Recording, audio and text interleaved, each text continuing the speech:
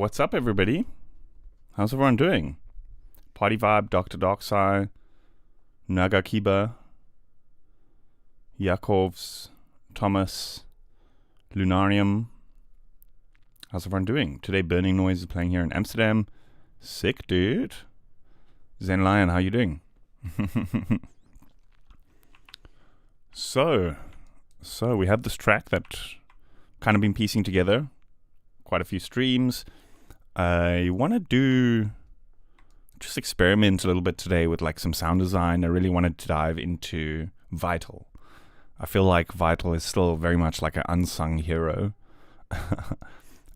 Such a good synth, and the fact that it's free, it's like changed the game for a lot of folks. So kind of want to go deep into Vital again because it's been a while. I mean, Serum 2 has been the name of the game for a long time now. Phase Plant and Serum 2. But Vital is still a good old favorite, so I want to see, does it hold up? Is it still relevant? I think actually, hold up. Okay, no. I was going to say, I think one of the main leads here is Vital, but I think I'm wrong.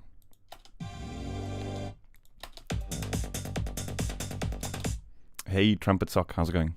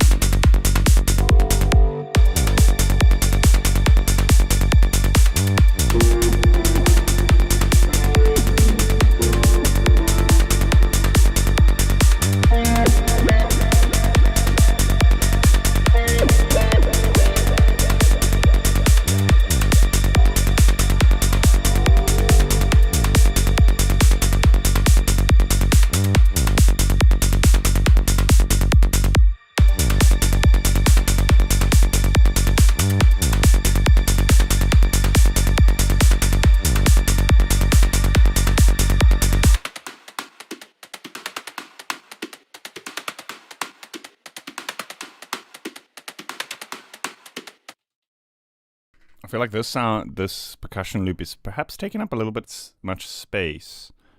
It's quite loud. Vanford VST. I think I saw it. I think I saw like a post about it or something, but that one was there. You were right. That is this one. You were absolutely right. But I feel like, with stuff like Vital, which can pretty much do it all, that most of the other stuff can do, I don't really see what new that it offers, right? Unless I'm wrong.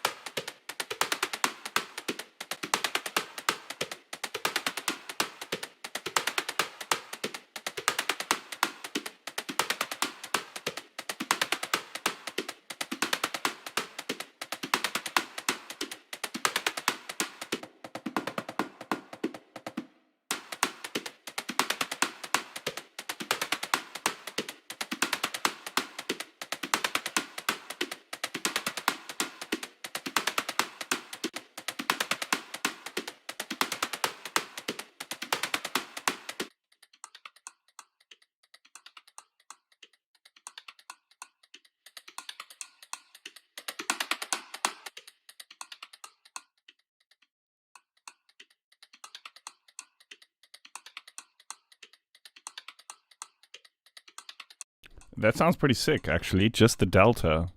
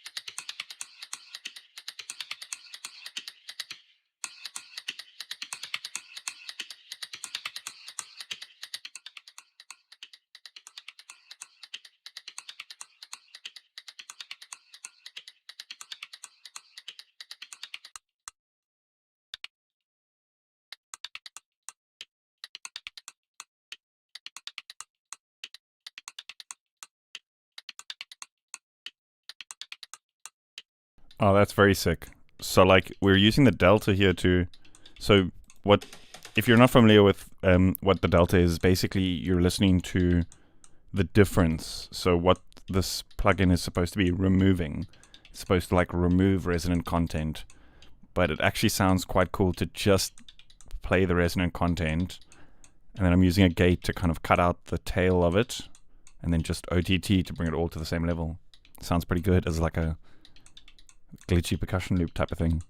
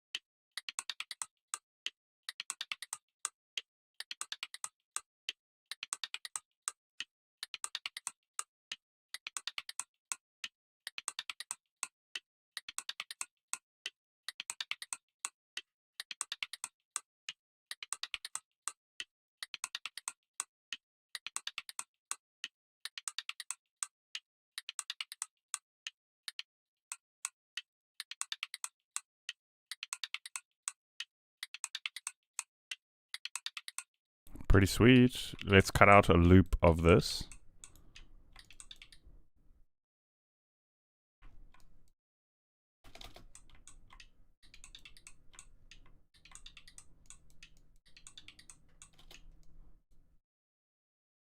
Somewhere, wait, let's copy, paste this here. Can we? No, let's just insert a new one. Insert time signature change, but actually just leave it. And now we can see the exact bar sizes. Cool. Let's bounce that. Normalize. And now I actually want to layer it back in, but without these, with the soothe, but then turning the delta off. So it's now removing those frequencies that we kind of split out. It's now removing from the source signal. UEFBX. It's Bitwig.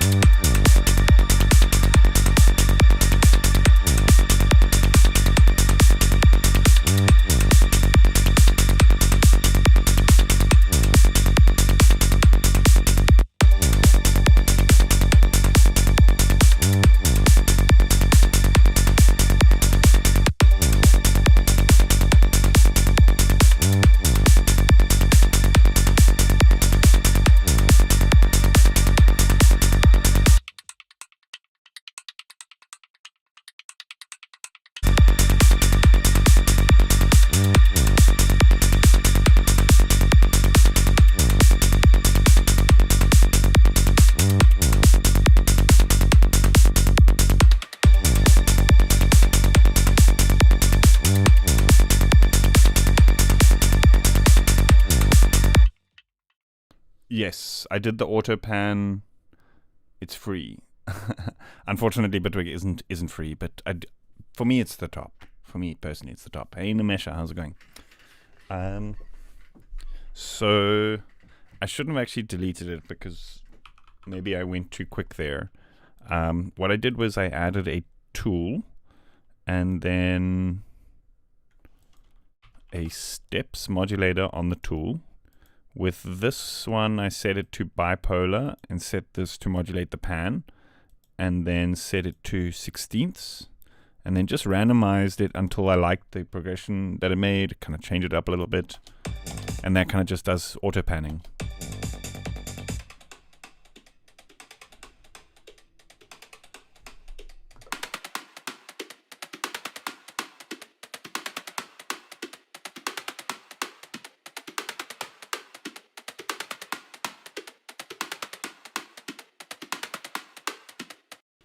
Hey, Itai, how's it going?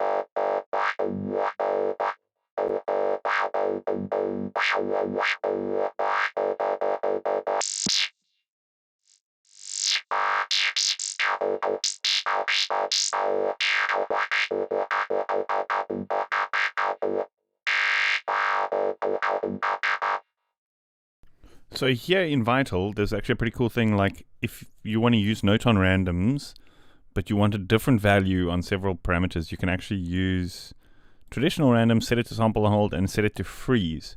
And so then it's like going to wait for a note input to create a new random value. So now we have two separate note on randoms if we set it up that way.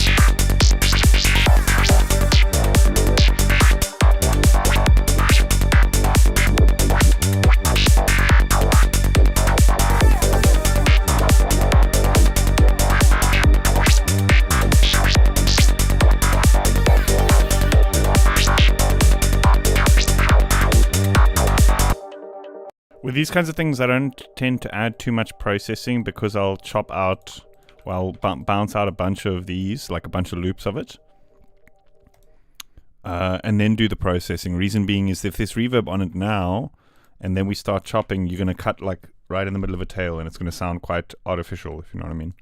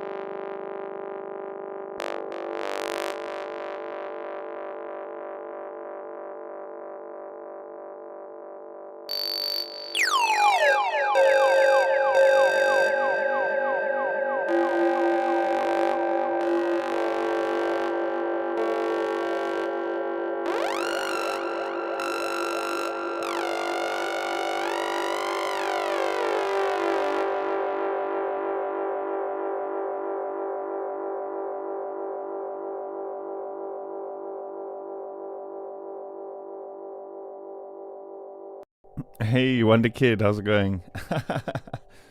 It's been long, yeah. How you doing?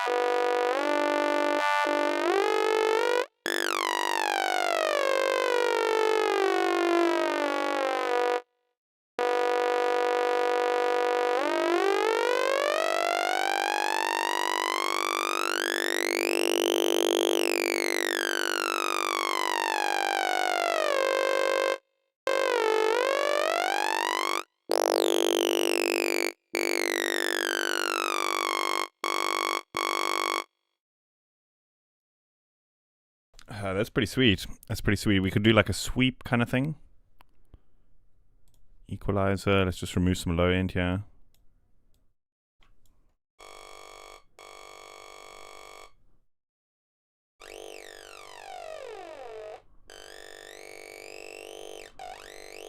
Like above this point, it starts to kind of feel a bit too formanty. Kind of gets like a vowel kind of sound. I think I wanted to sound more like chorusy.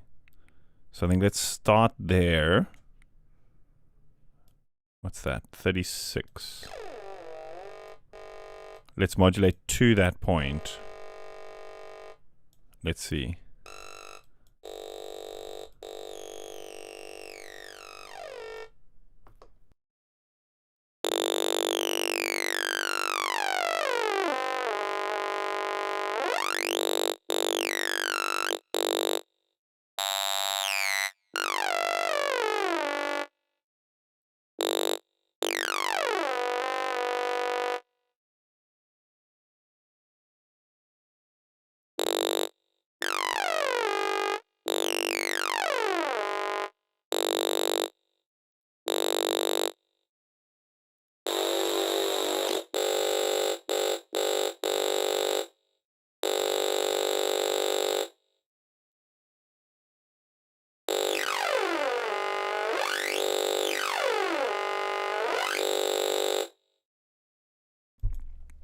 I feel like just raw, like we're actually without the chorus and stuff, just sounds a little bit better. It almost feels like with too much processing, it's like blurring that nice, like very digital sound that we have so far.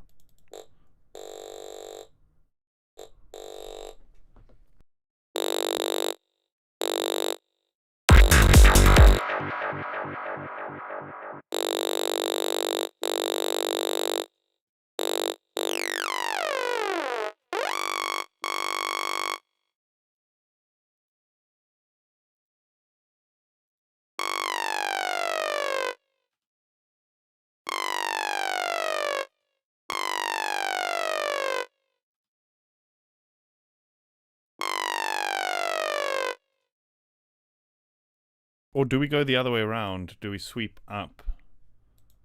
I wonder.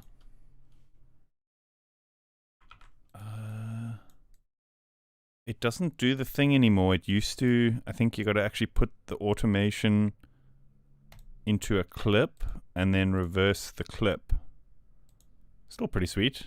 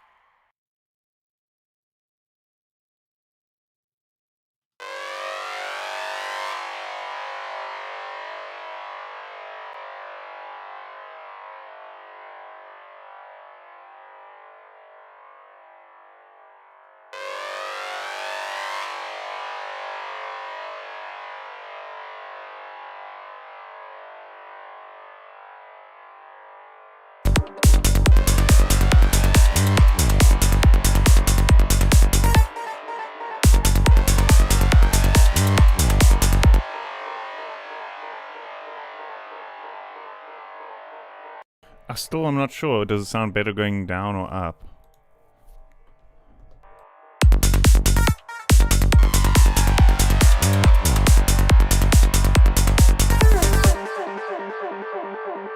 I think it's actually kind of a little bit better like this.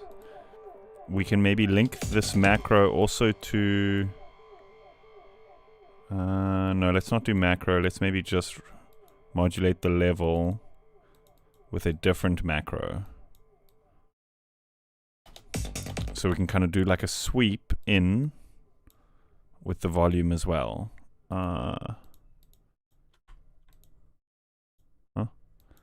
Macro 2.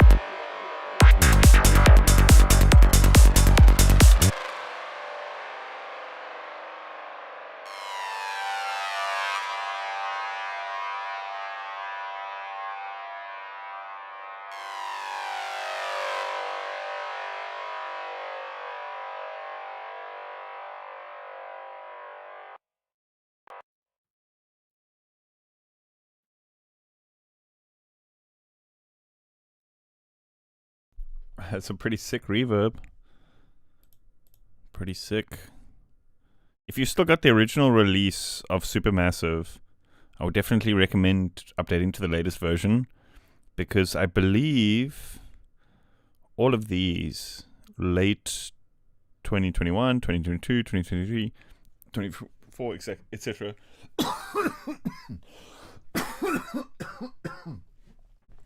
Excuse me. These are all part of like the yearly update, when you updated the plugin, and it's free if you didn't know. So lots of good stuff in there. each one is like, so for example here, last year, he designed a completely new reverb algorithm. Splash of something at the end of it.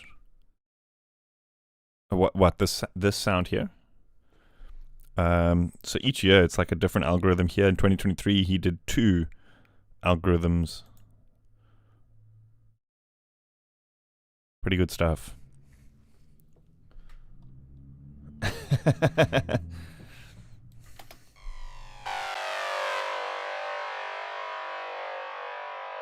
I think here I cut the tail too short though. Let's go longer.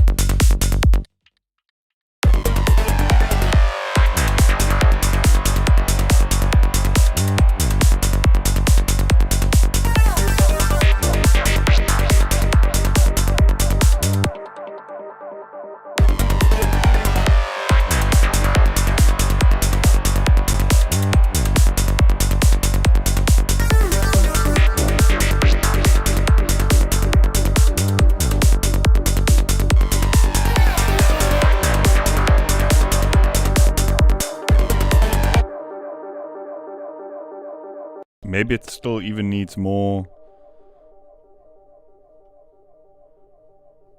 sweep. Gain. How's that normalize? Plus 18.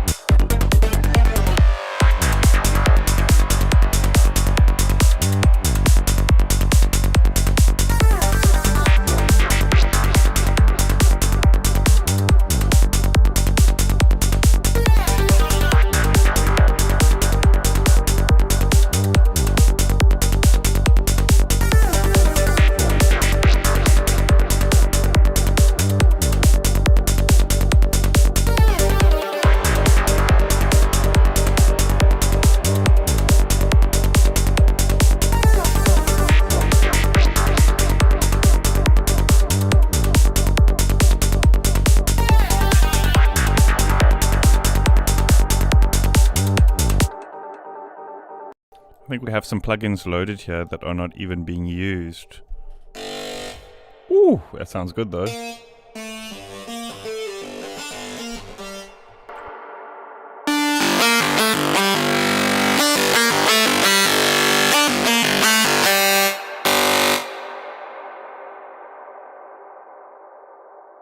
Holy. What is even on there? Oh, it's Filterverse. Oh no. It's not. Filterverse is like literally bypassed. What sounds so damn good there? There's no distortion here, is there? What is going on? How does it sound so good?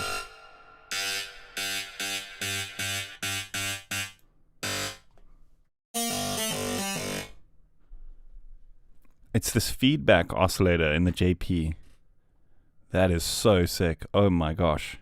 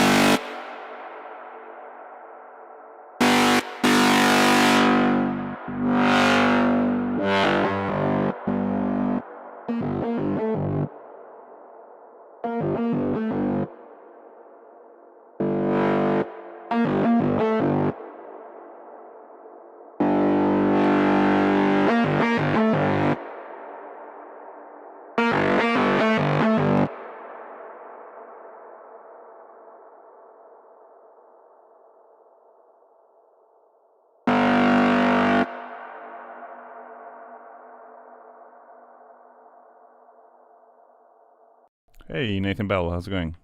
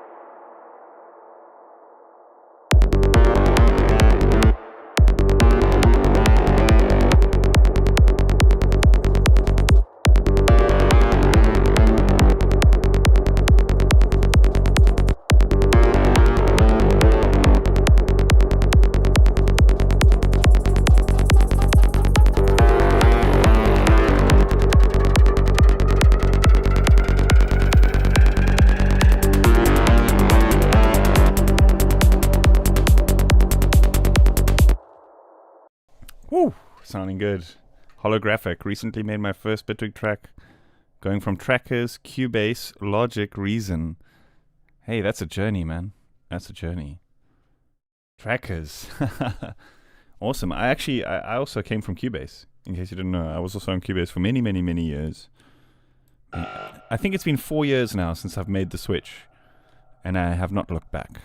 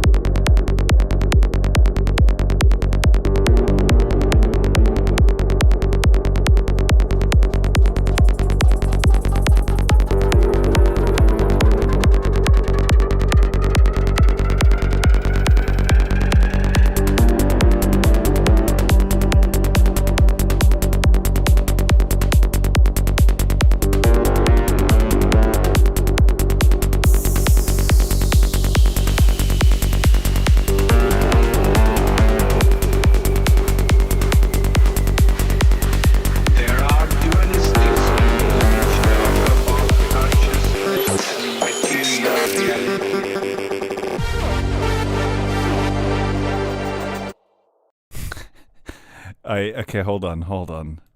That sounds a little bit random. What's happening here? I think I was just throwing samples in. Material reality.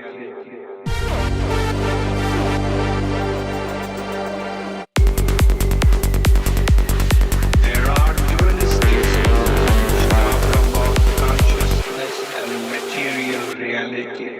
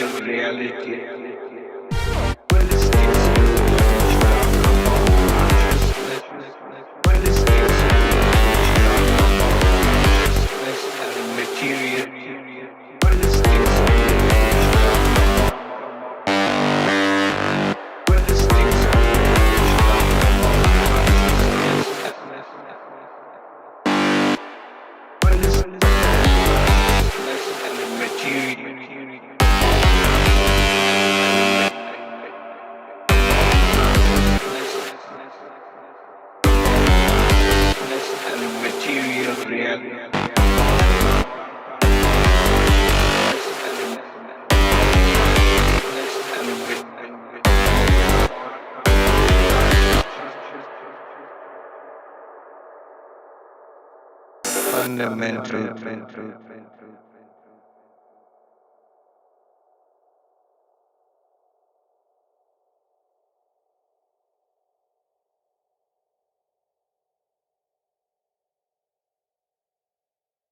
It's so sick. It's so sick. I was like, wow, what distortion was I using on here? Like, what filter is this? And I was like, no, just raw.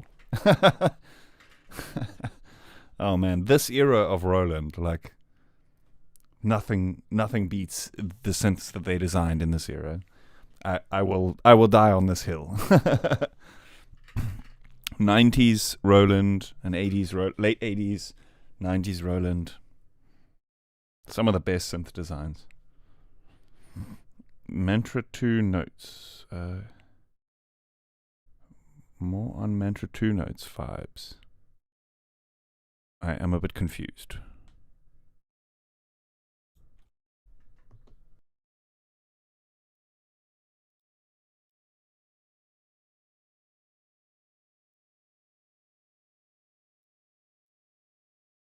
I want to modulate this portamento up like right at the end there. So it does like a bend. Like the last little bit does a bend.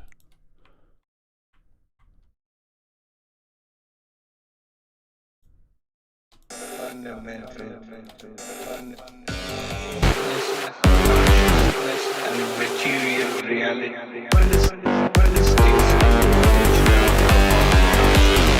And material.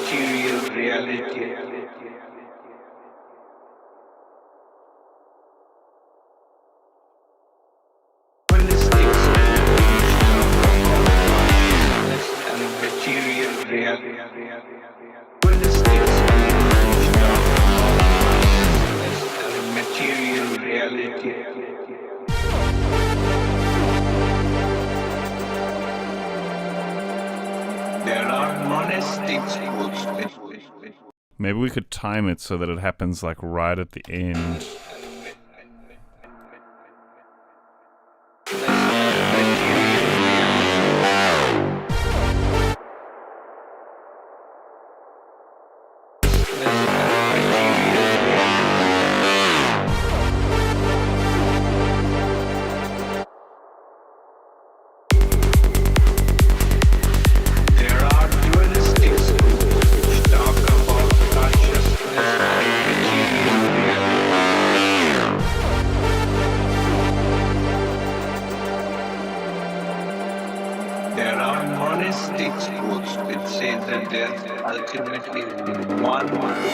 Fundamental reality.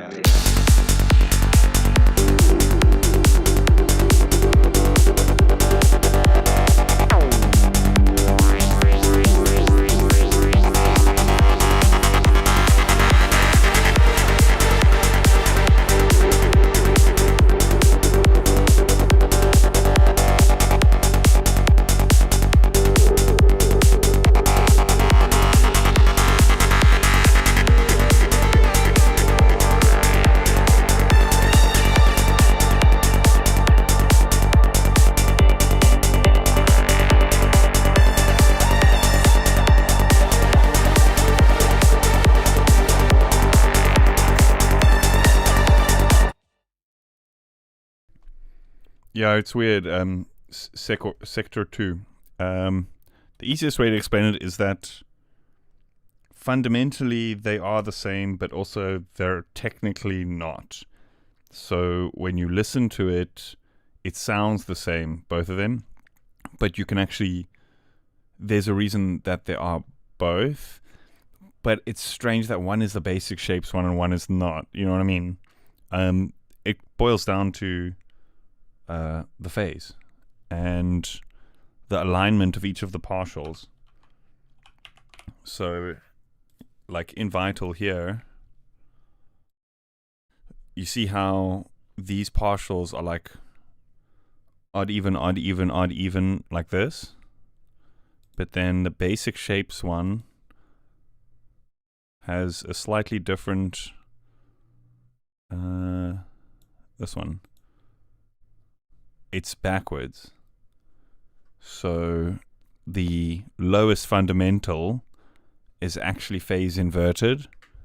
So I guess the best way to explain it is if you're trying to align a sub to a saw wave and you're shifting it one way and it's not working, and you're shifting it the other way and it's not working, you can just try the other saw wave, and you're most likely, if it didn't work 90 degrees both ways with the other one, it will with this one, because the bottom fundamental is just phase inverted. That's the major difference. But in terms of the audio, they sound the same. Do you know what I mean? Does that make sense? Keep on 2 notes up and down on the root, and 1 sharp, maybe more goa. Once you get the melodic vibe changes. Oh, you mean like a Phrygian?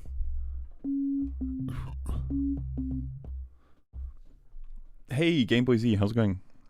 Okay, folks, I need to get a refill, run to the bathroom, do that kind of thing. Let me loop the track that we have here so far.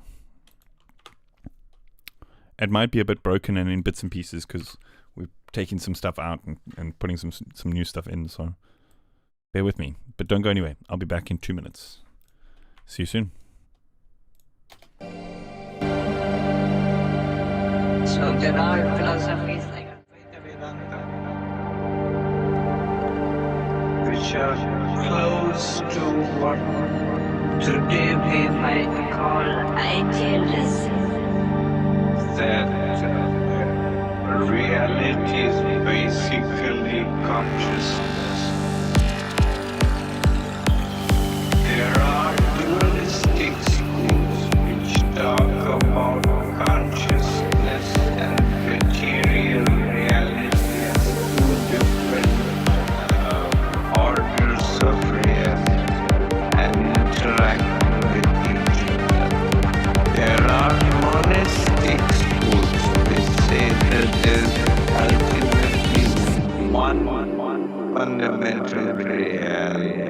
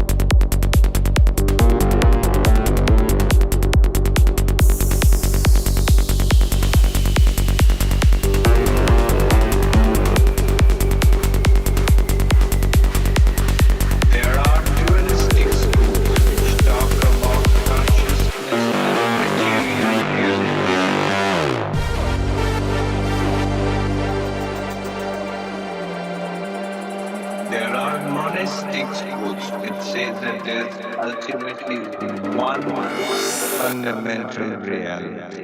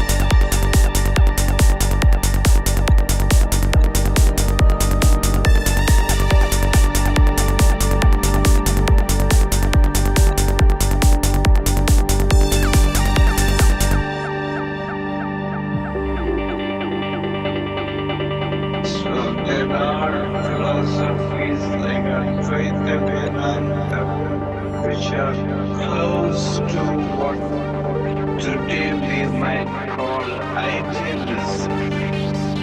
That reality is basically consciousness.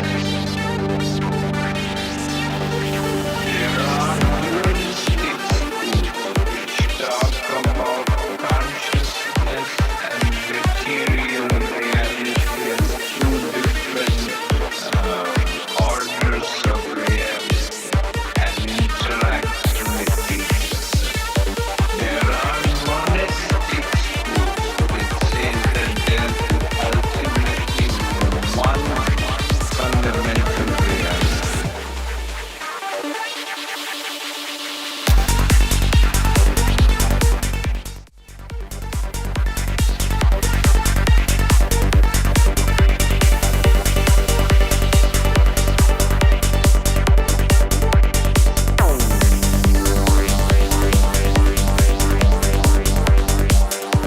There are monistic schools.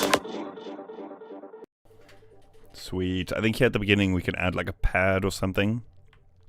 Feels like there's some empty space there and a bit of repetition.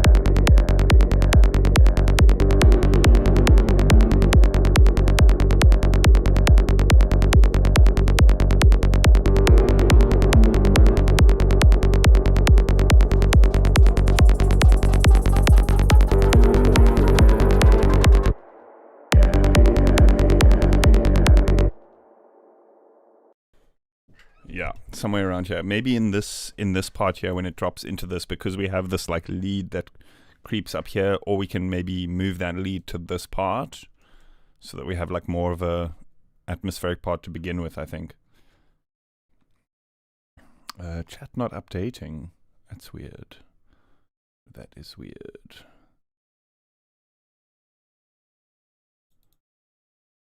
Hope I don't break anything here.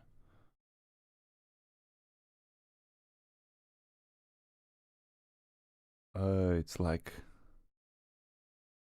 the pop out thing is stuck. I see. Huh. That's weird. I don't actually know how to fix that. Anyway. Quick plug, and then we're going to get back into it. How long does it usually take you to finish and release a piece like this? So very difficult question, because I guess I could create and finish a track pretty quickly, but I don't release too much music because I feel like I really like work on it and kind of like put more into like a full album usually. So I create a lot of tracks that don't end up making it to the full release. So I don't release a lot of music, if that makes sense. But I make a lot of music and I can finish it pretty quickly.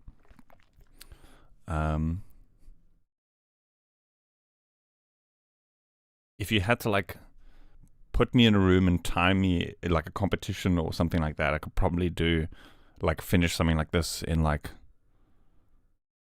production, like 4 hours session, arrangement 4 hours session, mix and stuff 4 hours, so maybe like 12 in total. But that's like a stretch because it's not actually, a lot of it is faffing and listening over and over again. Do you know what I mean? I guess the most of the time is taken up with like the decision making, you know.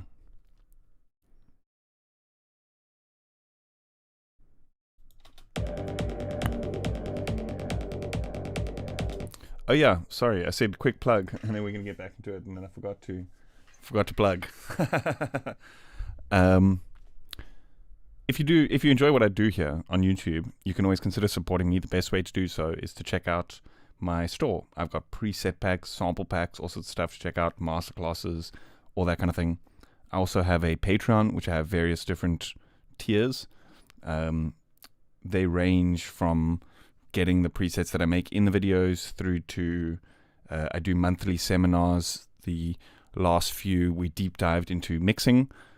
So the first one was basically a bunch of knowledge in terms of mixing, and then the last one we did on Wednesday was mixing workflows and like just a bunch of ideas, like how I mix when I'm like in the groove of it, if you know what I mean. So like practical examples of all the info from the previous one.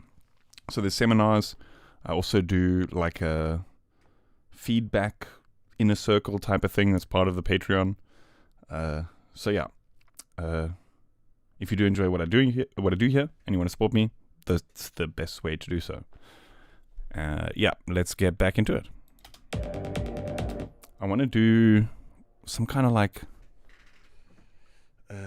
high frequency kind of pad type of thing. Let's see what we can come up with here.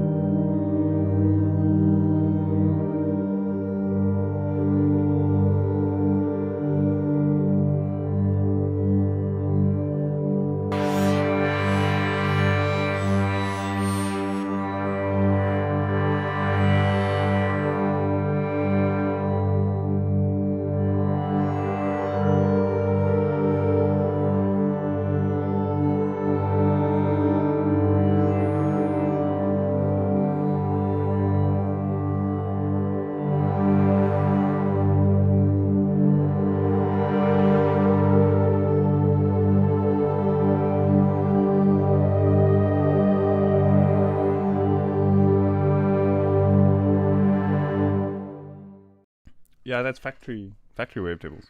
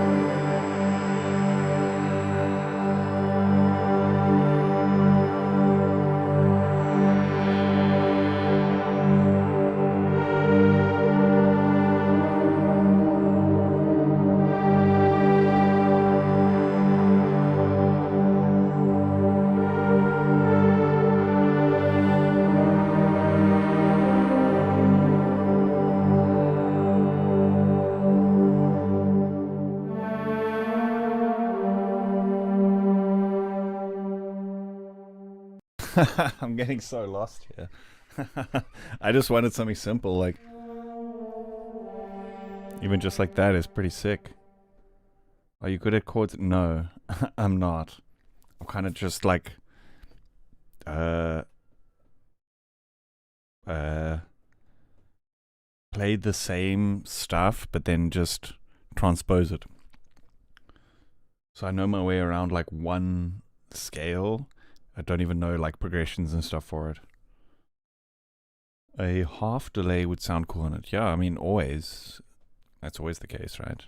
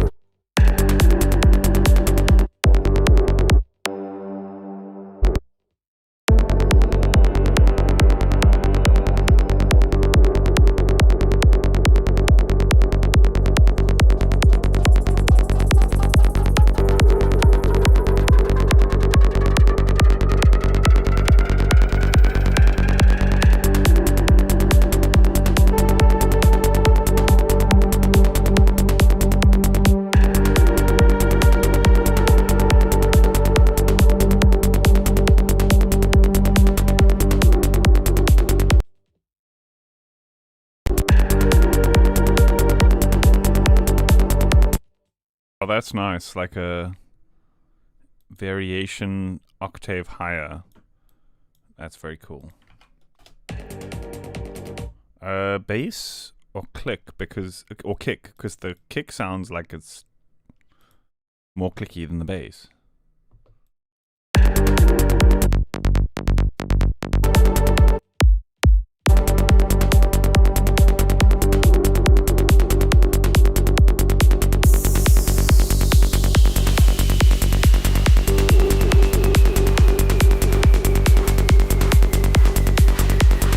There are dualistic schools which talk about consciousness and material reality.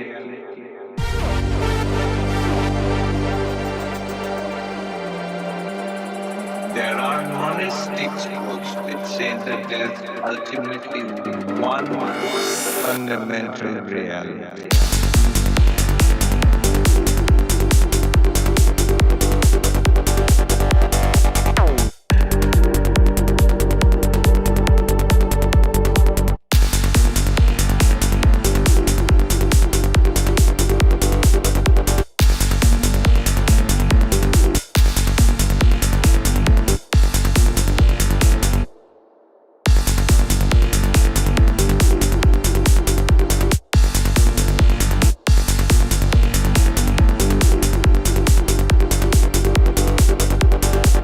One fundamental reality.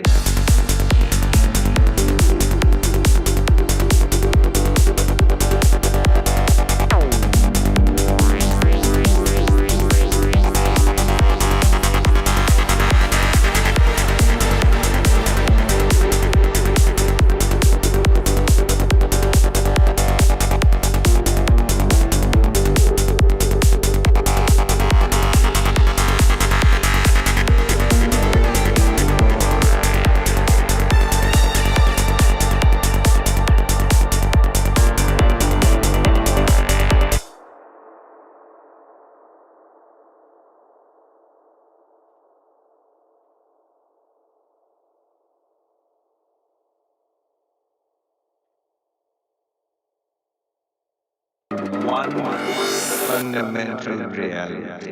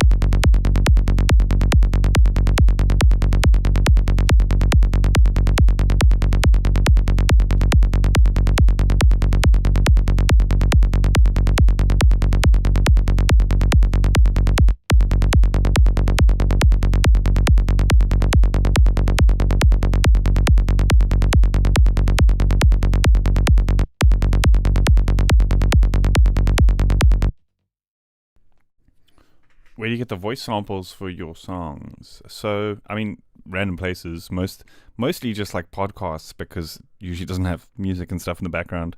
This particular one is from the speaker's Sadhguru, if I remember correctly. The groove you do with the volume ducking. Thank you. Yeah, I think I was just like kind of doing it quickly when I did it originally. So I mean, now that I'm going in and fine tuning it, I can hear more details.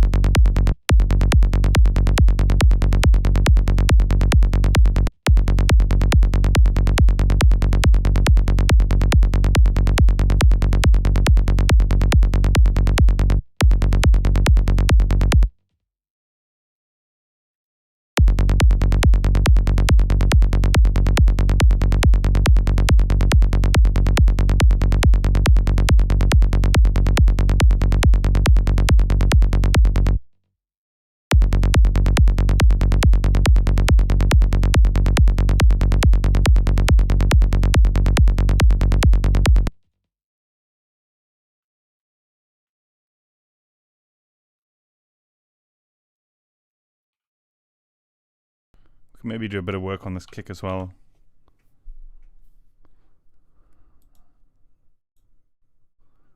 So what we can do is we can just take the sample. I probably have this patch because I made this sample. But this import and analyze is so bang on that 9 times out of 10 it's easier to just redo it like this than to try find the sample. Let's see. Okay, it's got a bit of wobbliness here we can take away. With volume curves, tend to go linear, being a bit easier to work with.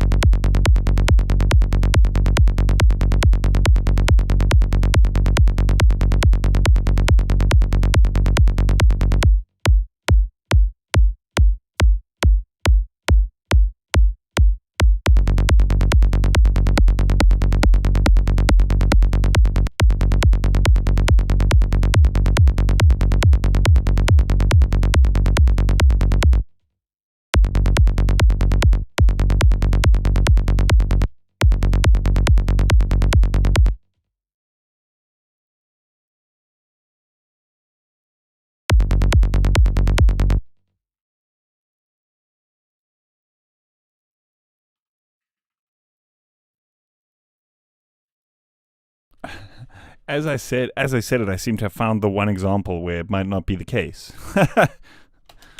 As I'm like, oh, it's bang on, I find something that's not bang on. Can you believe it? We can fine tune it though. We can get there. Let's just compare these. See how they differ.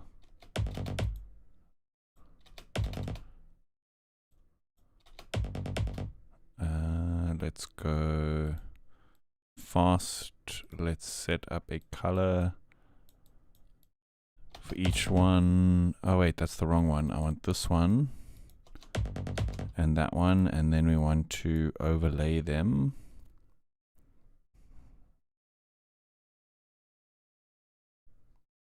It's interesting. It's actually super close.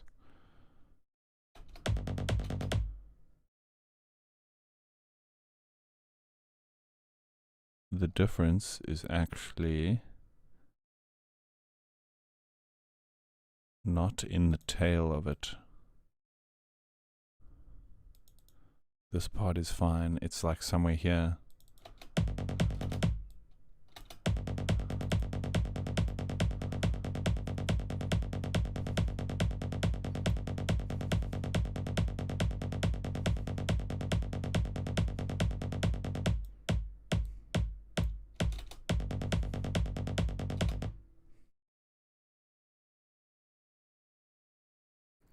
How long did it take you to feel proud of your musical compositions? Still not. 20 odd years and still not. I'm kidding. Yeah.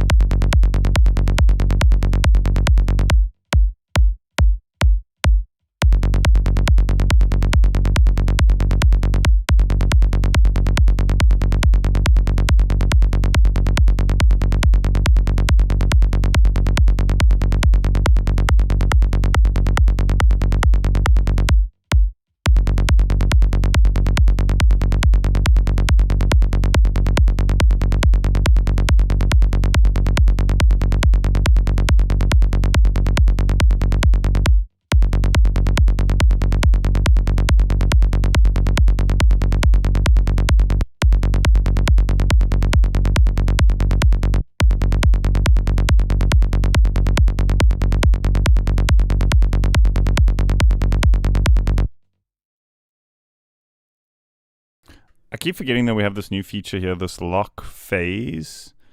And so it uses this point as the anchor. So now when we adjust here, do you see how from here onwards the phase is locked?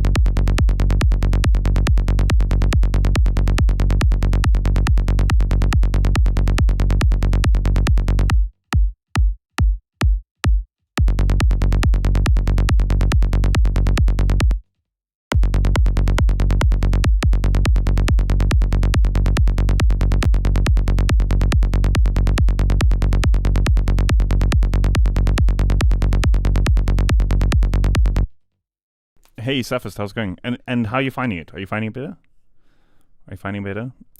Something I actually forgot to mention there is also once we've got this tail nicely aligned, I was just talking about it now in case you just tuned in, I assume so, because you said I'm late. You can lock the phase of individual points. And so now if we adjust on this side, it's not going to affect anything after this point. Do you know what I mean?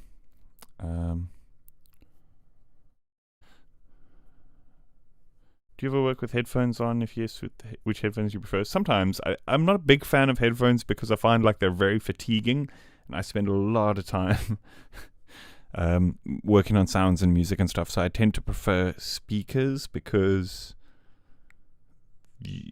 I can go for much longer. Whereas with headphones, a couple of hours, and it's like you feel like your ears are starting to adapt. You know what I mean? So you have to like take more frequent breaks. That being said, is my personal favorite, the ones that I do use when I do opt for headphones, hey Mindbee, are Beyerdynamic DT 880 Pro. Is it the 880s? Yeah. I don't know if you guys can see those there. Reason being is that they're open back headphones, so even though there is that sense of fatiguing, it's a bit less so. And you don't have a sort of isolated space, so there's a little bit of crosstalk between your left and right headphones, so they feel like they're a little bit more accurate to actual speakers. But then I've also got like a pair of Sennheiser kind of DJ headphones, HD25s. Those are actually surprisingly good. I mean, they're not like high fidelity, but they have a super tight sound. And so they're a really good second reference because they kind of give me a sense of what a DJ would hear when mixing the tune. Do you know what I mean? Yeah, so like I spend most of my time producing on speakers. When I want to do like more critical work with headphones, it's the Beyerdynamic openbacks, and then I spend a lot of time just listening to music on the Sennheiser HD25s just because they sound so damn good. But they're nothing near to like the critical quality of the Beyerdynamics, you know. But I love the sound. Yeah, the thing is also with Sennheisers, they're not very comfortable. They're like kind of small and constricting, whereas the Beyerdynamics are very comfortable. But they're also, I wouldn't take them out the house because they're kind of a little bit fragile. Whereas the HD25s you can take anywhere and they'll probably survive. So it's good to have like a balance of those two options, wildly different options. Is there still a bit of this sample leaking through here? I think creating that little bump there.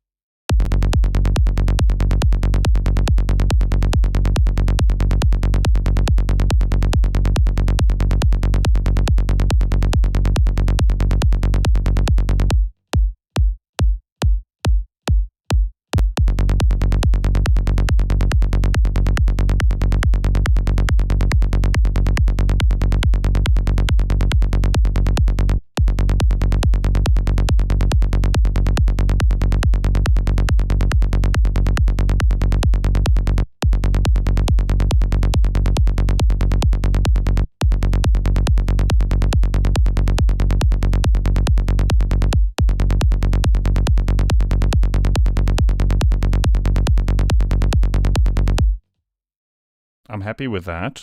I'm happy with that for now. Let's just, so I don't have to keep going spacebar, spacebar. Let's just loop this. Let's just hear it solo. I want to tune the amplitude envelope a little bit. So let's simplify. Boom. Okay, wait, that's too much. No, too much. Never mind. Let's just go like this and remove selected points. And so we have just a simpler kind of curve to work with. We do the good old fish.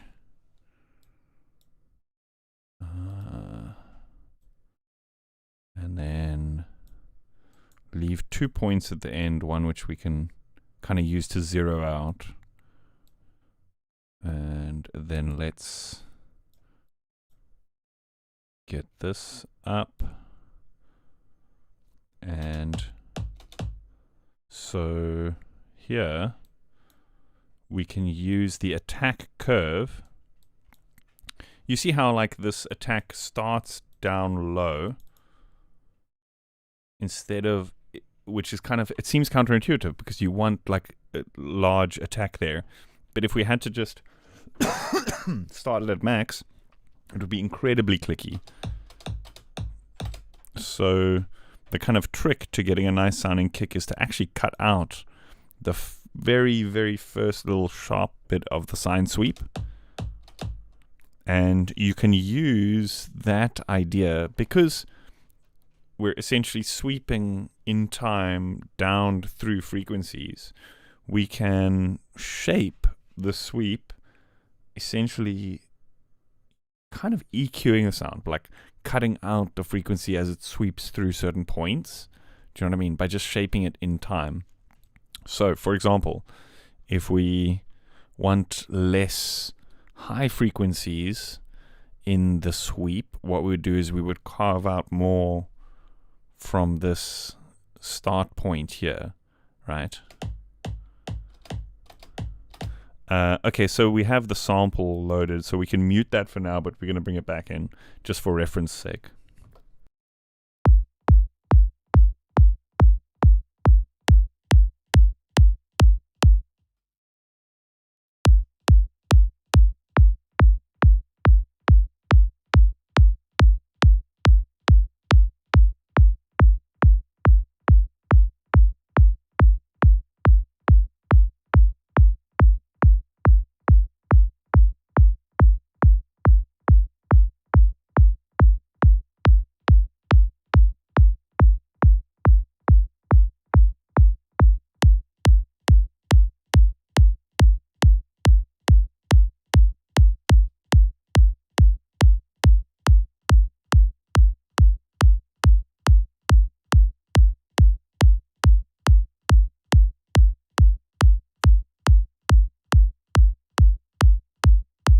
I don't know why it inverted the phase when it analyzed it there, but now it seems to line up with the actual sample much better.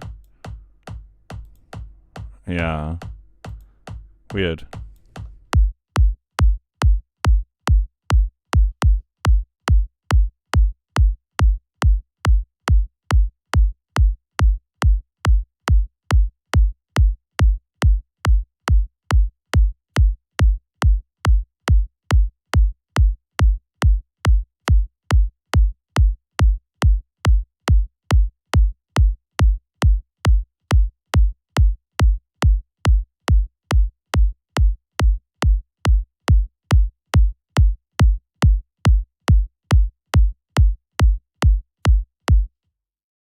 You see, by just changing the time envelope, we're changing the tone of the kick, right?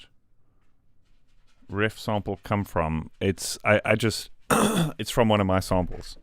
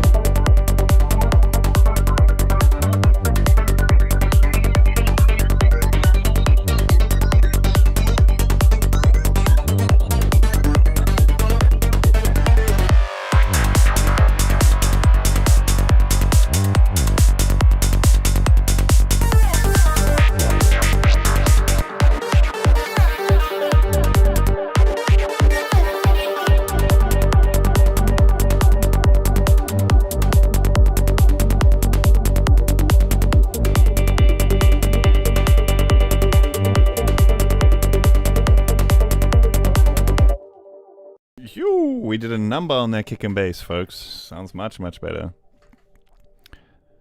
It's one of those things, though, where like sometimes you just worked on it too hard that it's like this.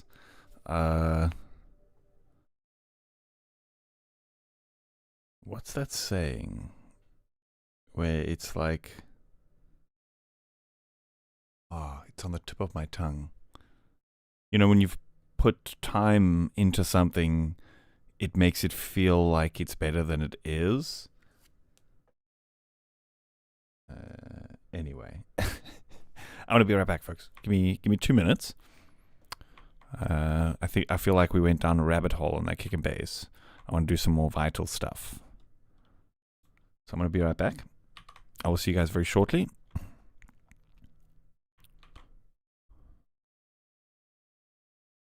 Don't go anywhere.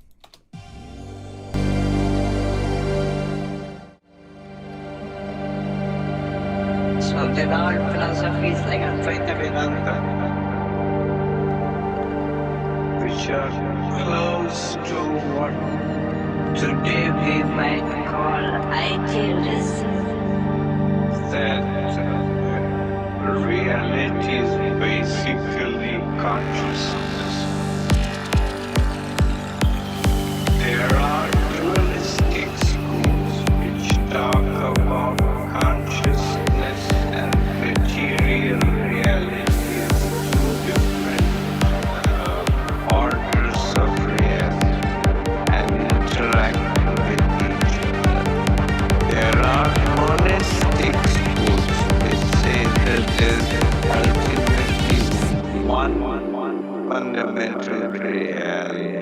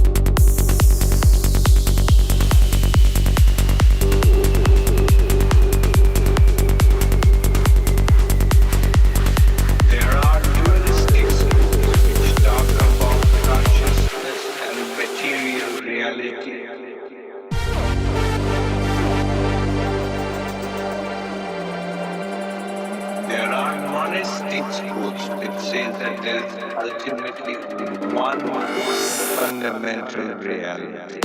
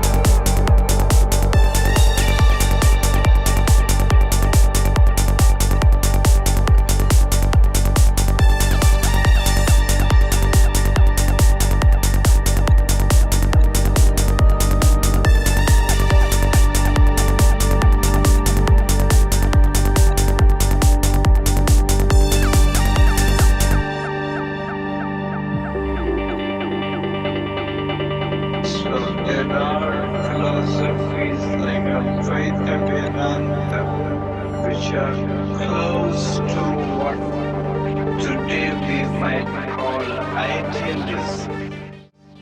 That reality is basically consciousness. There are dualistic schools which talk about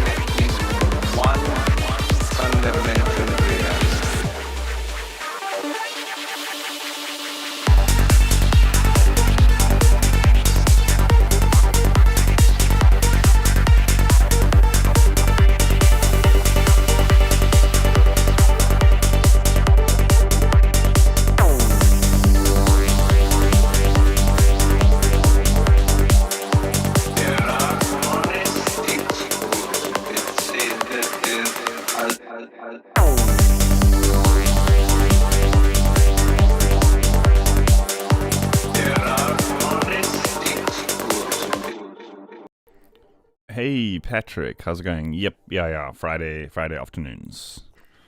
That's the schedule.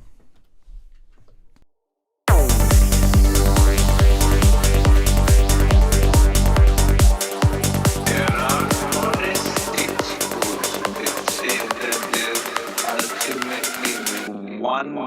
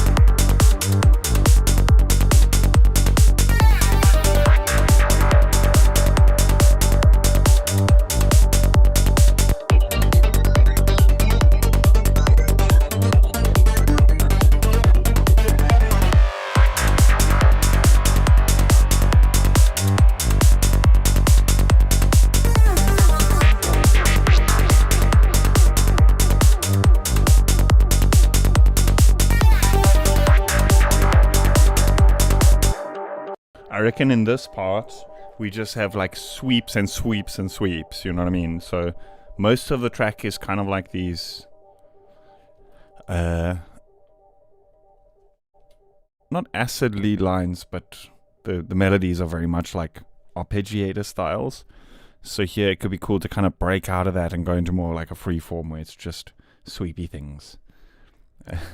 Super Soul lead reminds me of the days when Full On was full on timeless classic sound for Psytrance. That's the vibe I'm going for. I remember like that was the good old days when everything had like melody. Yeah. Timeless classic vibes. I really need to sort this project because there's stuff all over the place.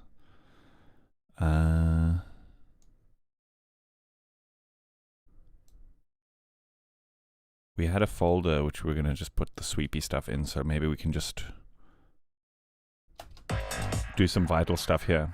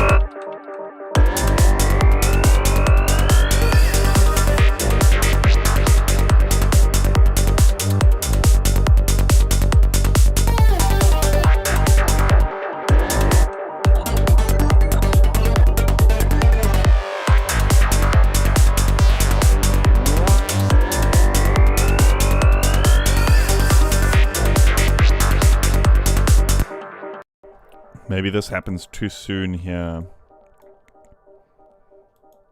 Maybe it should be like a break in between these two.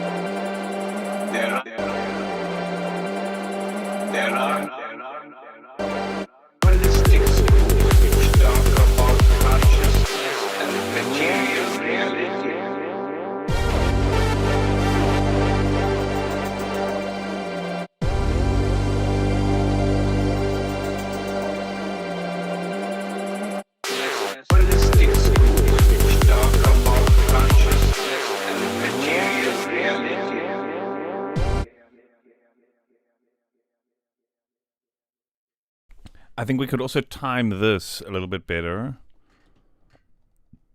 So it kind of works just with the sweep and ends like here or so. There are dualistic schools which talk about consciousness and material reality.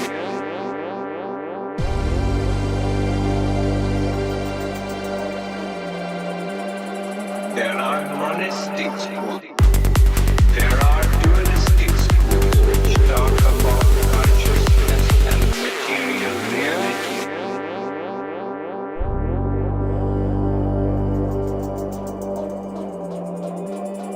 There are monistic schools which say that there's ultimately one fundamental reality.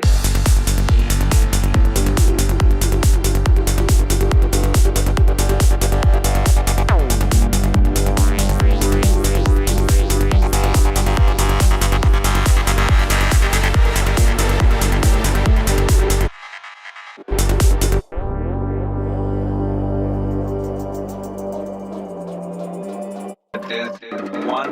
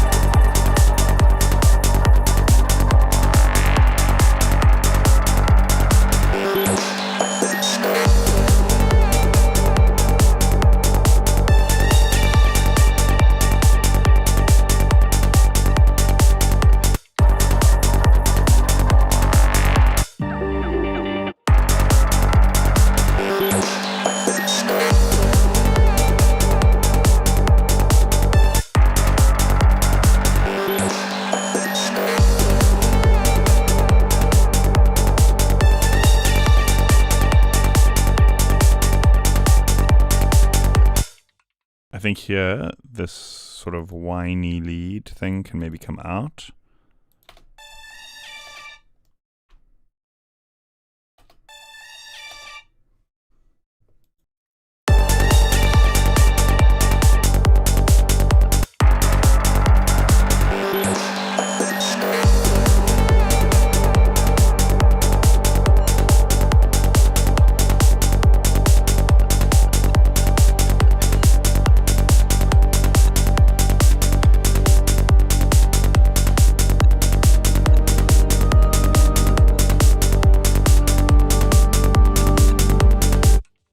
And we can maybe do like a rhythmic kind of thing that comes in here, because there's like lots of melody and stuff leading up to that point. It'd be nice to create like this bit of contrast before that atmosphere and stuff comes in for the break, right? So kind of like final rhythmic section before there could be cool. Let's see.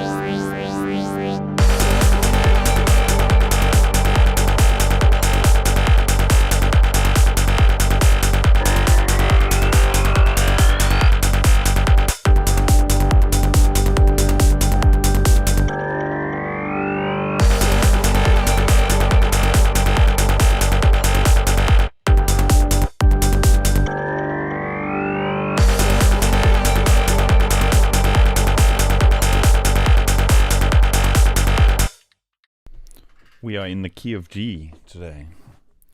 140 BPM G.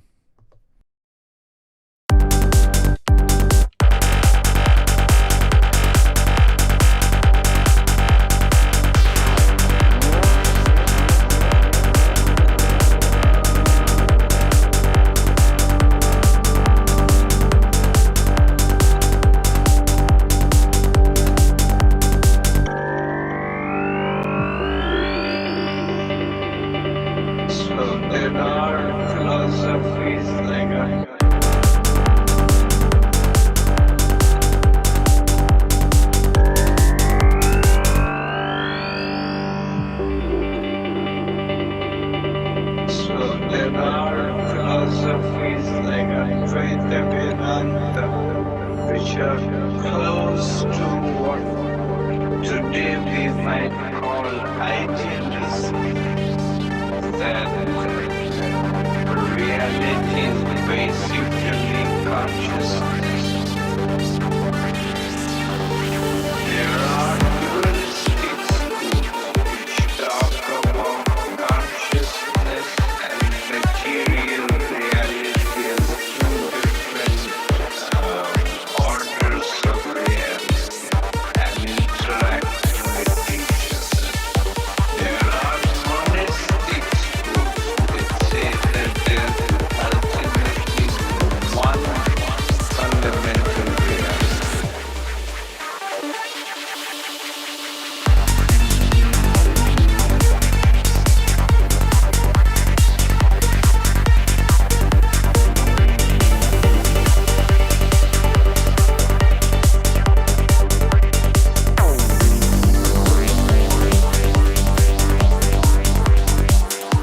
There are monistic schools that say that there is ultimately one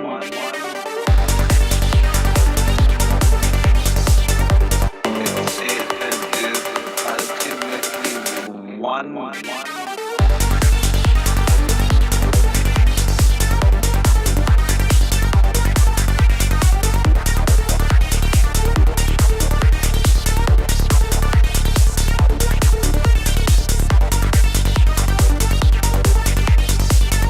ultimately one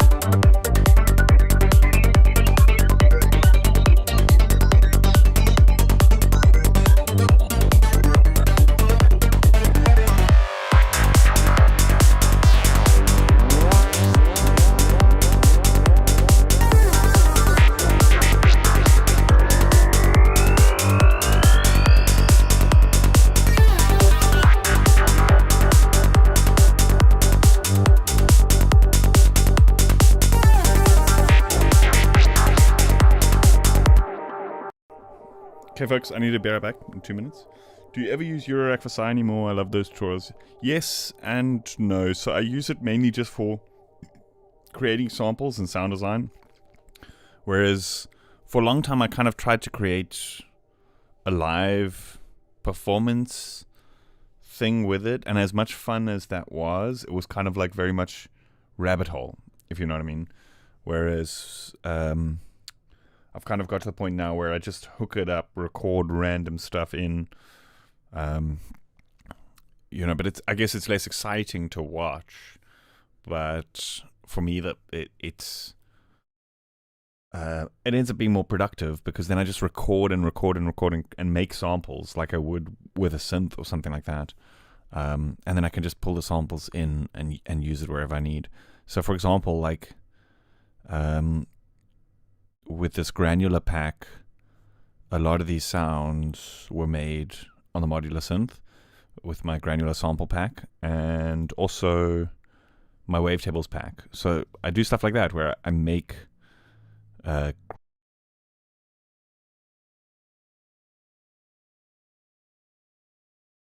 Huh? Did I just cut out? I think I did. Anyway, I will loop this for you guys. I'll be back in 2 minutes. I think my internet's giving me some issues. Let me just go see what's up. Fundamental.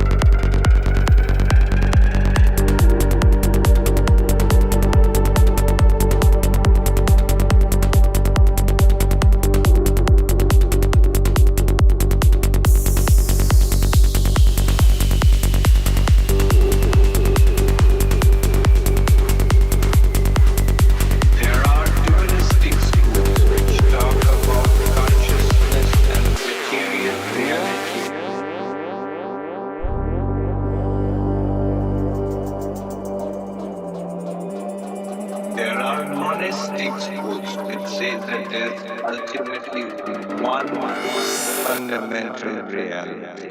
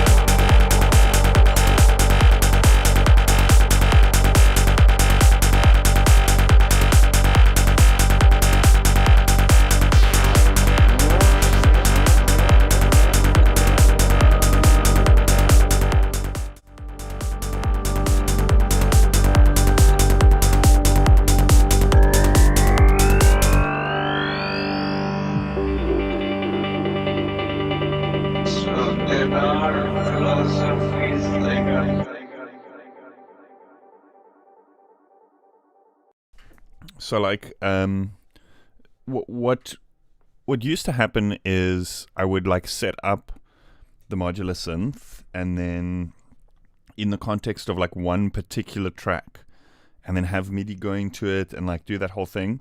But then it's like, oh, now I want to work on this other track I'm working on where all the mappings and everything were completely different. So I'm kind of a little bit all over the place when I'm working on music. It might not seem like that in the streams because I tend to try to stay quite focused during the streams. But on a normal day, I'm kind of like jumping between 2 or 3, maybe more projects at a time. And so having like outboard gear hooked up for particular projects and stuff tends to be a bit of a logistical nightmare. So I ended up going the route where I will have sessions where I'm not like working on music. I'm just plugging synths in and kind of going wild and recording that and then cherry pick those. And it's often in the context of like, okay, now I'm going to make a sample pack for a specific thing or something like that. So let me make a quick example for you. I'll pull up Phase Plant.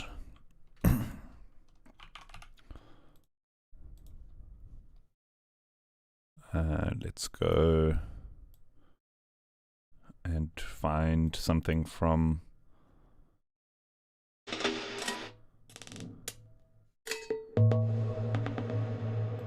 kind of just like random samples from my modular synth that is useful stuff in the context of like granular synths, right? Let's say make it a bit larger, the envelope.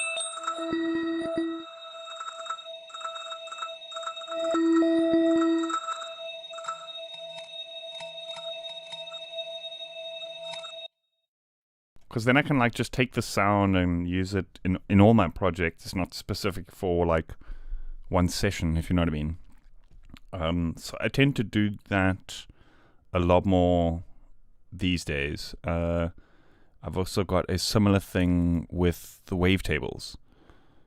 So here, that all that stuff, that's from my granular sample pack, which is available at my store, by the way. So there's a bunch of stuff that I've also like recorded in from external sources as well, not just modular stuff. Where is it now? This is pretty sick stuff, like horror movie type sounds from my apprehension engine.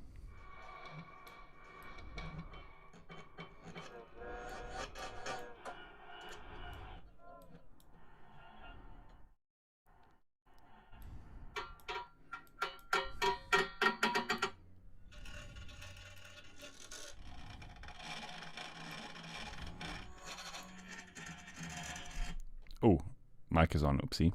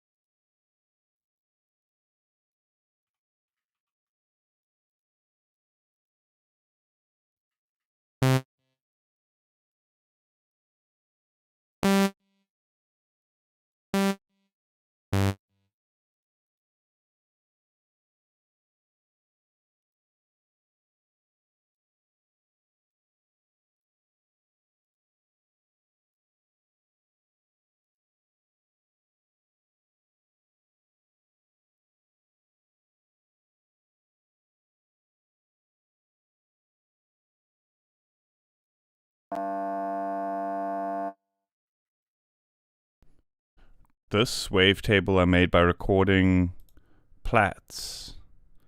I'm sure if you're into modular, I'm sure you know Plats.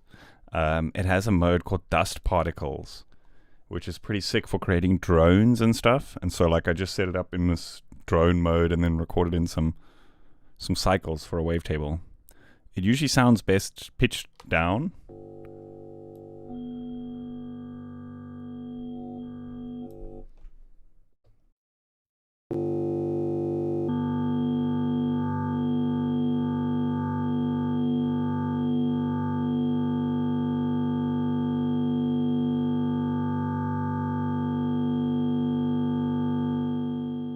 But now the bonus about doing this is now you can play it polyphonically. Whereas to set up polyphonic Plats, you need 8 Plats or 4 Plats or whatever. Actually, no, I lie, because you can't. There is a mode in Plats that is polyphonic, but just polyphonic and modular is just a pain in the butt, just in general.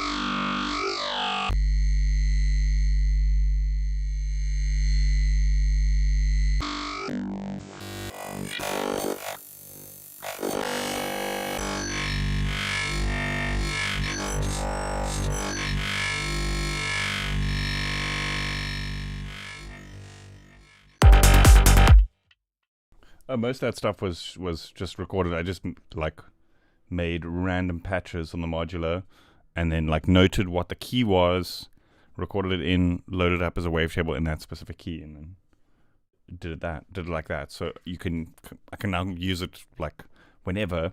I don't have to remember, okay, how did I make that weird patch? Do you know what I mean? Obviously it's not exactly the same because Wavetable doesn't retain the exact like quality of a sample, but it's close enough. I find it so much more productive that way.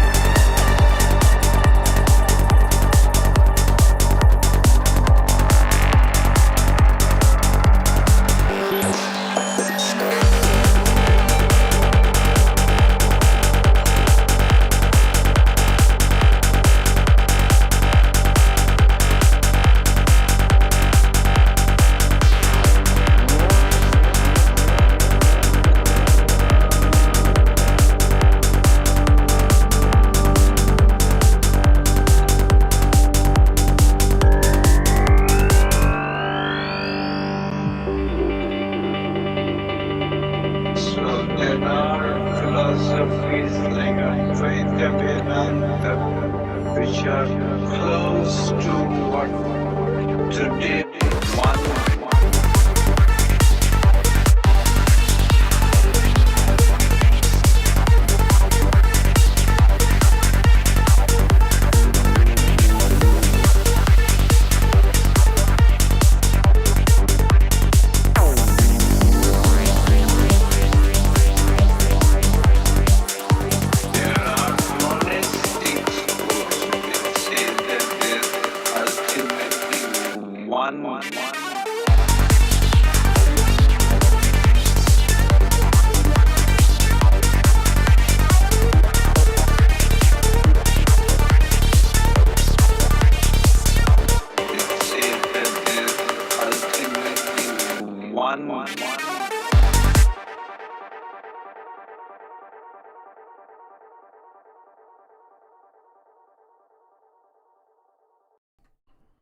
Is there a plugin that resonant filters chords from a single note in an ARP?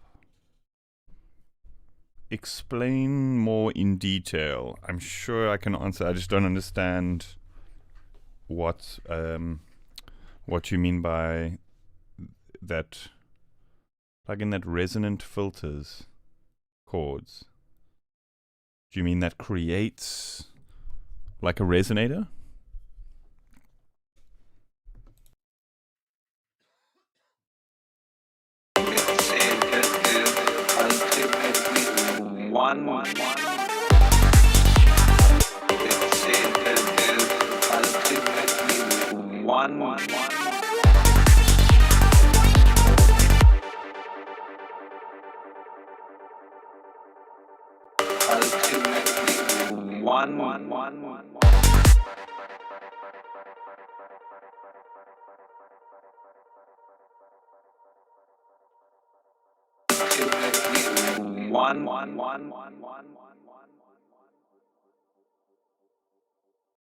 I want to fix up this drop here, this breakdown and drop. I feel like we could kind of like have everything build up into like a zappy sound. Zip, like that. Like a riser that zaps up into like a point there. Shift the vocal sample a little bit. Yes, that creates notes from a chord you specify. Creates notes from a chord you specify. Do you mean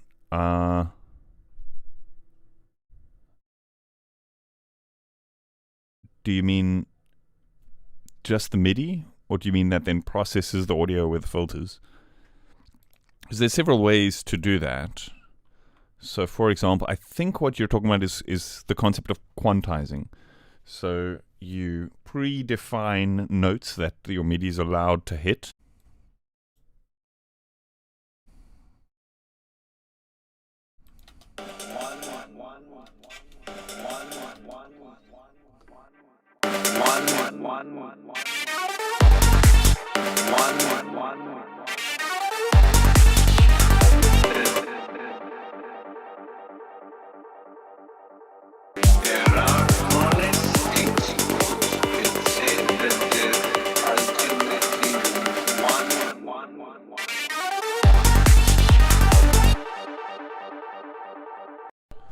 Yeah, I think we have recently adopted a stray cat, and she's still like adjusting to home life, and her living space happens to be the room where the router and everything is. I heard some stuff happening there, and I think maybe she's gotten to the router. I think it's bad news, but I think that's maybe what's happening.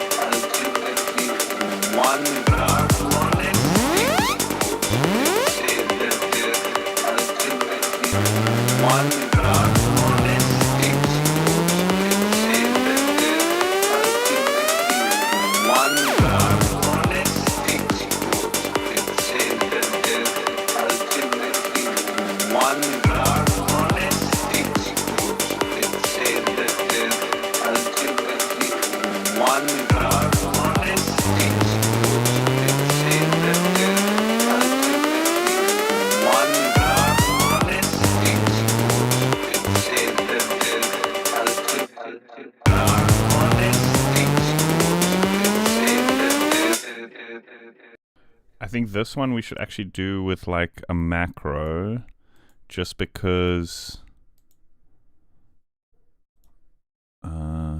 hey, I'm so used to using Serum now. How do you do it again? Do you just double click on it? Oh, it is gone. That's weird.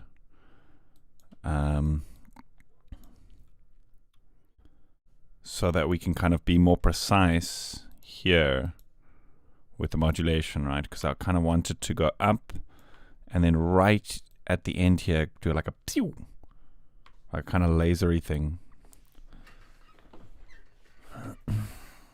Say you hold down C, the plugin forms overtones or more like notes by forming resonant peaks and perhaps arpeggiating them. Yeah, it sounds like something like supermodal.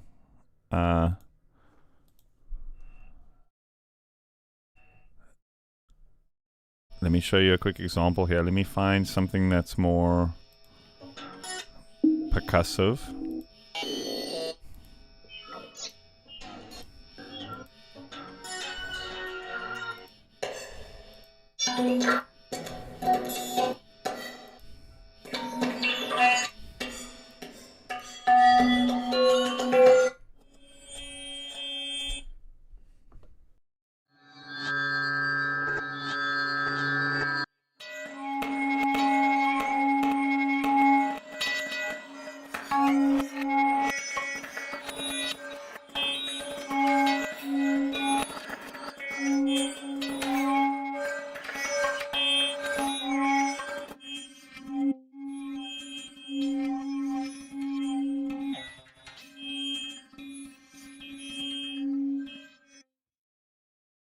Hey, yo, why are you using Vital? Why not? Vital's still good, no? It's free, exactly. Exactly. Okay, so what this plugin is doing is it's essentially creating harmonics that resonate on the input. So here, decay is like the decay of your like resonant peaks. And then here are all sorts of different models that you can choose from. So saw wave is obviously like even spacing. Low-key prefer Vital over Serum of Haze Plant. Well, it's good for like if you're just doing like a saw wave and a filter, because some of the other stuff is a bit more heavy on the CPU, you know. So here we can kind of impart the tone of metal resonant peaks. And the cool thing here is that this is all modulatable and it's smooth modulatable. So you can kind of like sweep between glass, metal, wood.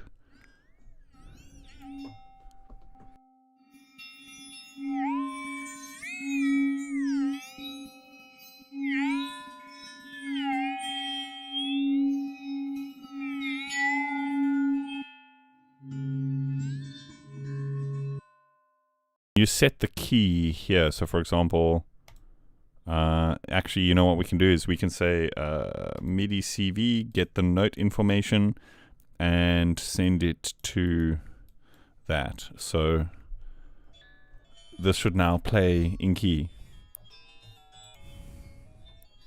Here, let's set up something that's like more predictable, so it's not going to be random. It's going to play the same little peak every time.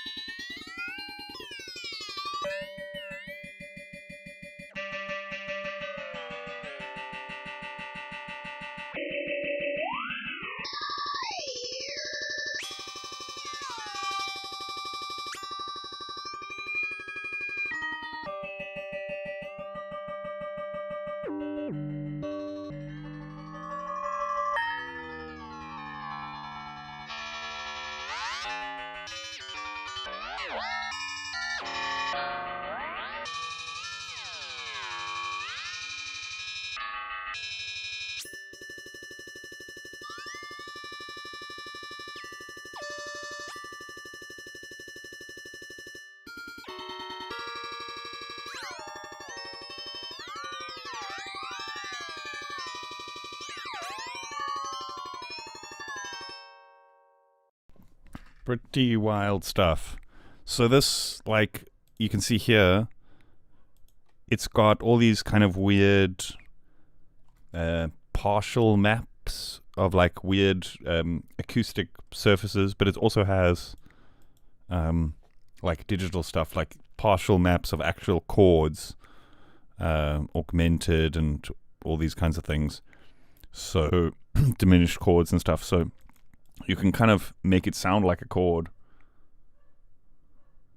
Knew the pitch, it could form resonant peaks based on it anyway, just an idea. Oh, here we go. So I'm sending MIDI information and it knows the note here because, so let me show you an example here. I'm going to take out Phase Plant and I'm going to put in, what would be the easiest way to show you what we're doing here? Grid. I'm going to literally just put in a little a white noise. So I'm going to take away the oscillator and just put in noise. Oh, sorry. So all we're doing is we're sending it a little peak like this.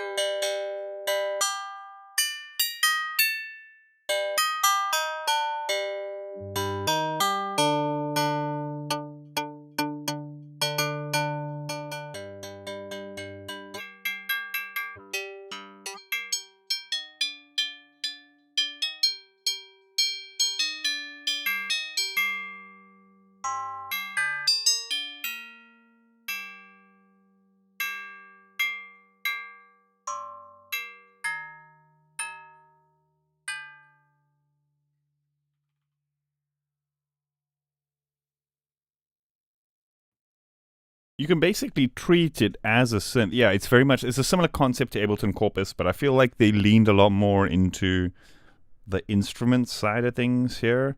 You can kind of random metal VST. Which one is that? I've seen it, but I haven't used it. Yeah, with this, I feel like they lean more into the instrument side of things because you can play it so nicely. Just send it like a pluck of white noise, set up velocity and note. So velocity I would usually do on like the decay. So the harder we hit, the more it decays. Oh, so good. You know what this reminds me of is Platts, the module I was talking about like a moment ago. It's got a mode which is like a modal resonator that has a bell algorithm built in. This sounds so much like that.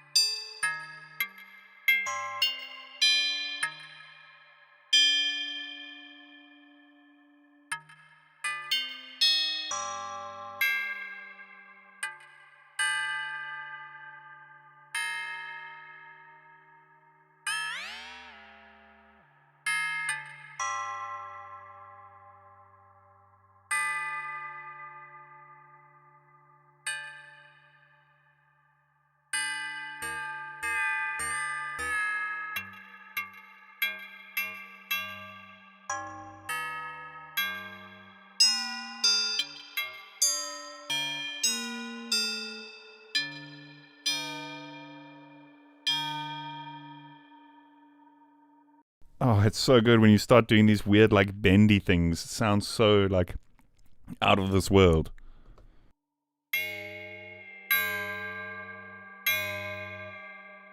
Because essentially, like, with physical modeling, we're trying to make it sound as realistic as possible. We're using, like, physical characteristics of the real world and putting it on sound, right?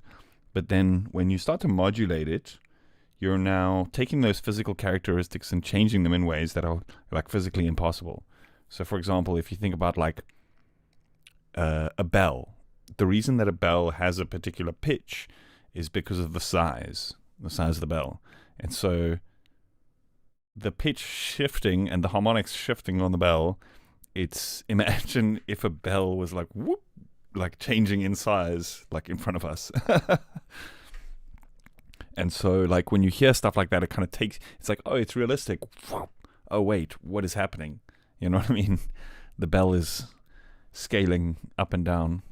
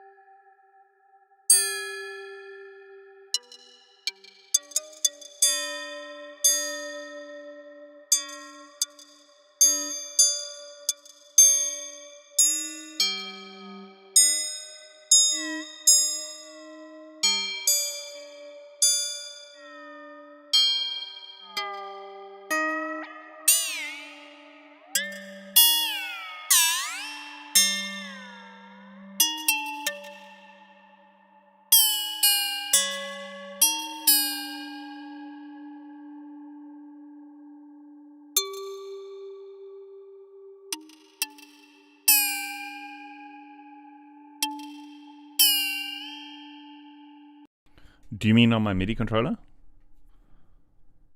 I'm not assigning parameters to coders and just using that to dial the sound.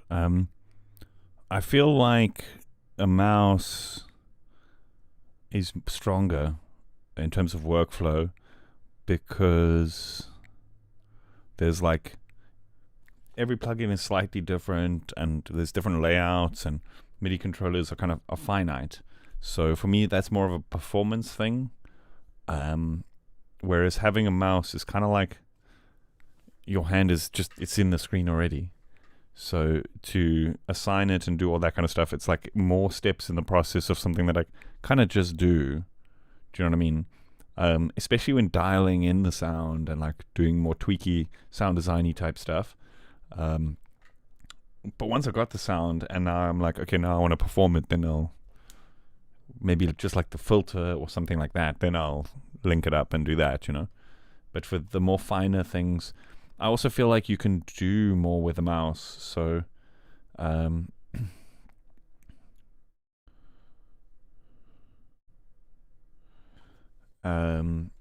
you can like shift and do like more finer tunings. You can do things like assign modulations with a mouse, which you can't really do with a MIDI controller and that kind of thing.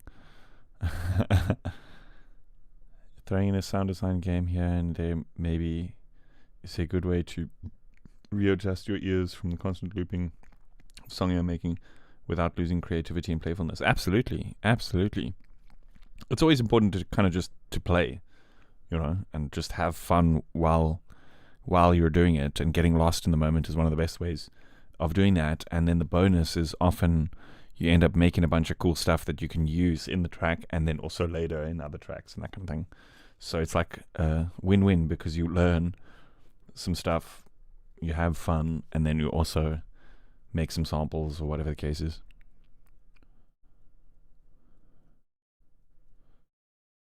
I guess, yes. So like when you're working with stuff like having two hands, yes, is pretty cool. But in terms of like the precision, MIDI parameters, like traditional MIDI only has 127 values. And it's when we're dealing with frequency, there's 20,000 values. So just one notch on a MIDI controller potentiometer, you're skipping like 200 hertz. So, do you know what I mean?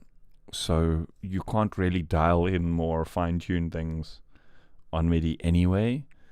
So for me, like, I just use it for the performance aspect. Like, once I've dialed in the sound and got it all sounding good, then I do that.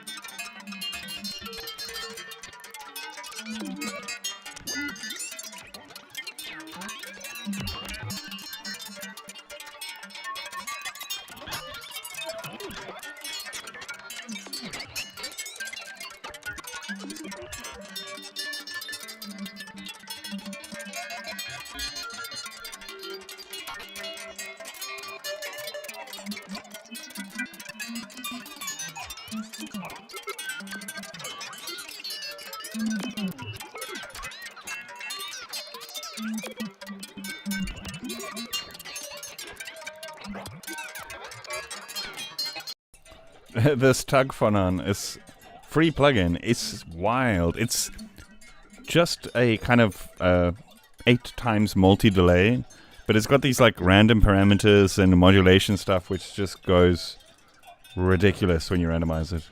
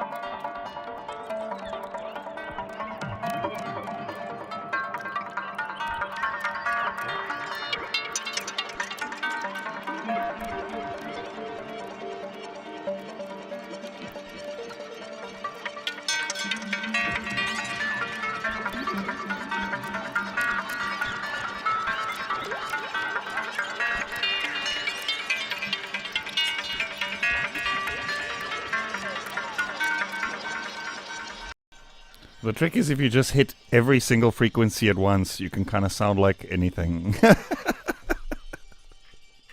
It's up to the listener's discretion. So you just hit all the frequencies. Just kidding.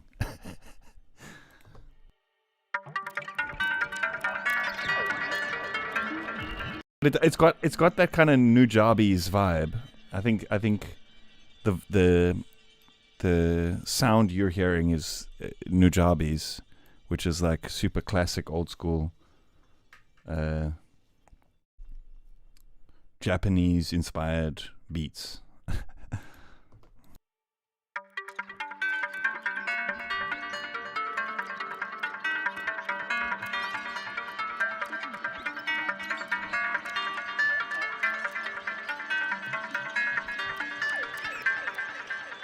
This one is free. It's Signs of Life in collaboration with Dawson. I think I might be wrong.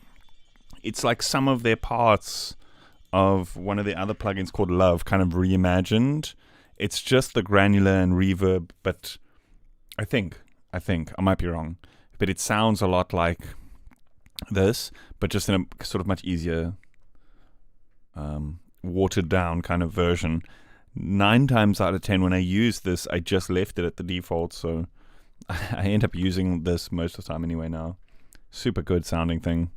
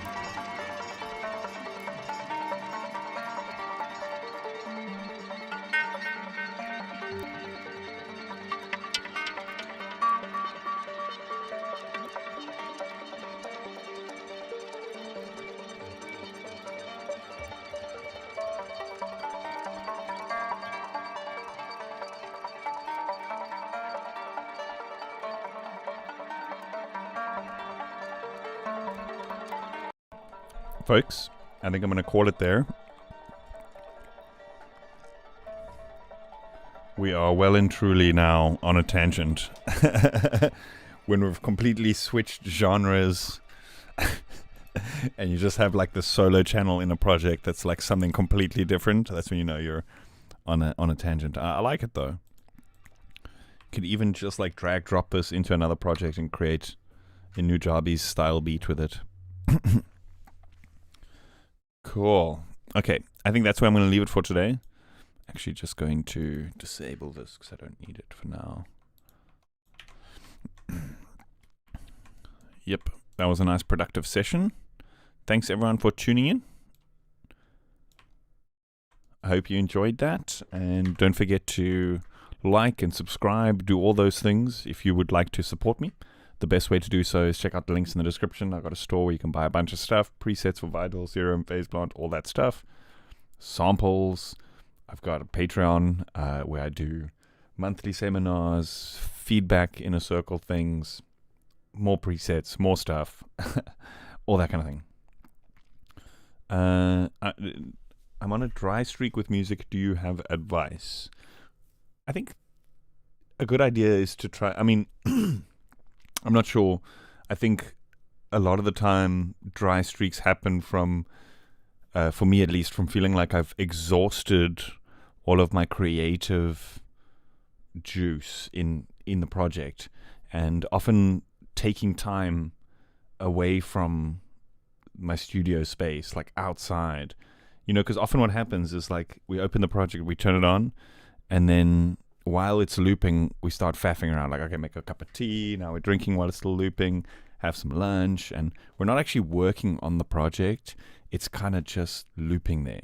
And all that time spent kind of like exhausts your creative energy when working on the track.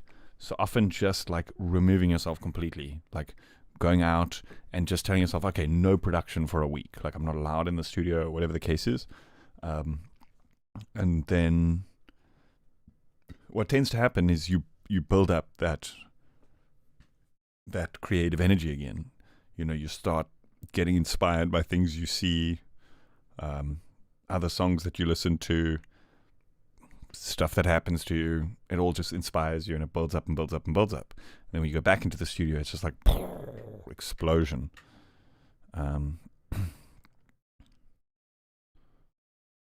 Every summer I have dry season, I get crazy creative after festivals. Your body asks for some life. Yes, I think it's also a seasonal thing, you know, depending on like, you know, often like depending on where you are, like in winter it might get like really cold and you've got to spend all that time inside. So sometimes you physically have to exhaust that energy, but then doing stuff outside of making music, kind of like, you know, speaking from my own experience, it's like being a content creator as well as, you know, in music as well as a musician. It's, you almost have to like I have to be like in touch with all the product releases, all the new plugins and everything like that, and then as well as like be creative. And then sometimes it's like it's exhausting, and so just getting away from it all, getting out, and just coming back is like, oh, okay, now I can just focus on things. I don't even know where I was going with that. But yeah, just like doing stuff outside of the world of music. So for me, like I'll not look at new plugin releases. I'll kind of not think music. And the more I do that, the more it's like that energy builds up in me. And it's like I kind of have to go back. Do you know what I mean? So try, it's counterproductive because I make content.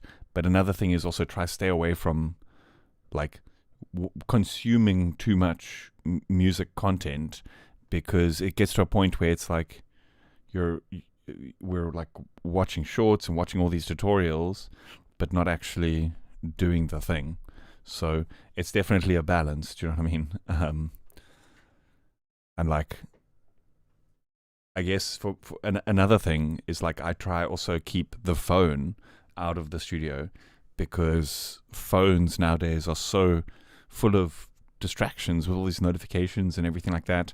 The moment it's like, if you're on a roll with creativity, the moment something happens, it's like that potential momentum that you've gained in your session could just kind of go out of the window. And and phones are kind of designed to constantly grab your attention, so it can be difficult, especially if you work on your phone or anything like that. But dedicate time, take your phone out your studio. I guess maybe it feels like obvious stuff now because that was all. It's been like that for a while, you know. We kind of did a full circle. Anyway, I could blabber for ages. I hope that gave you some thought. I'm gonna head out. Hope you guys enjoyed the stream. Don't forget to like, subscribe, all that kind of stuff. And I hope you enjoyed it. I'll see you guys next time. Bye-bye.